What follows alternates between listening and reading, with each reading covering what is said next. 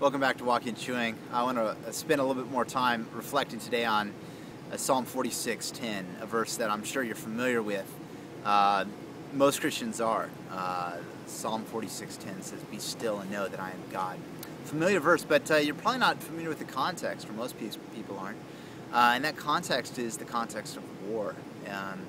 It's in this psalm. It's a context where God has just prevailed and brought great victory to the Israelites. So we're not quite sure which victory it was. Something perhaps it was Hezekiah over Sennacherib and the Assyrians. But either way, it's this amazing call to be still and know that the Lord is God in the context of war and of violence. I think we're all aware of the difficulty of a soldier to find a stillness and peace, and even when there's a physical quiet, the ability to find a stillness in terms of a spiritual and emotional and mental stillness is nearly impossible for someone in the context of war, and yet that's exactly what God calls the Israelites to do.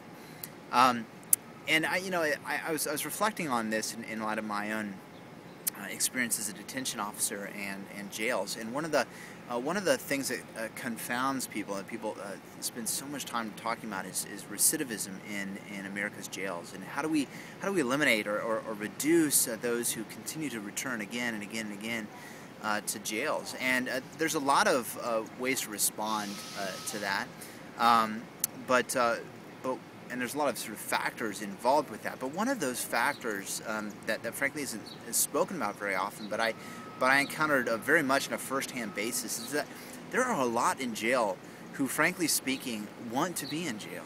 It's the most comfortable place for them. It's the most normal place for them. They've spent so many years there that their sense and their ability to enjoy and thrive in the outside world has just been totally taken away. And so, despite the confines, despite the cramped quarters, despite the difficulty of the social environment in a jail, despite the lousy food, and most of them would never speak this out loud, but the reality is, in their heart of hearts, they actually want to be there because it's a safe place. It's the place that they know. It's the place that they understand.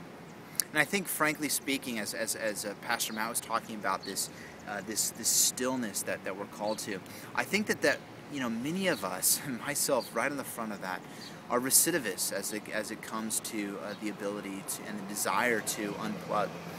We are plugged in recidivists. And I was thinking about this in the light of even just what happened yesterday. Yesterday, incredibly busy morning. I'm just kept going. And I decided, I need to get out of this office. I need to find some stillness. I need to find to spend some time in the Word, spend some time in prayer. And so down I go to the church, to the sanctuary. Walk down there and realize, I forgot the women's Bible studies meeting down here. And so my first thought is, I'll go to the back of the sanctuary because they're nearby in the library there. I'll go to the back of the sanctuary so I'm not bothered by anybody as they come out, and I can really sort of have some quiet here.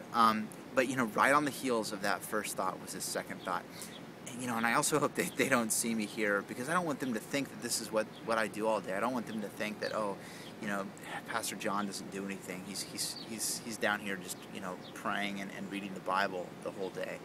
And so that's immediately sort of what runs through my heart in that moment.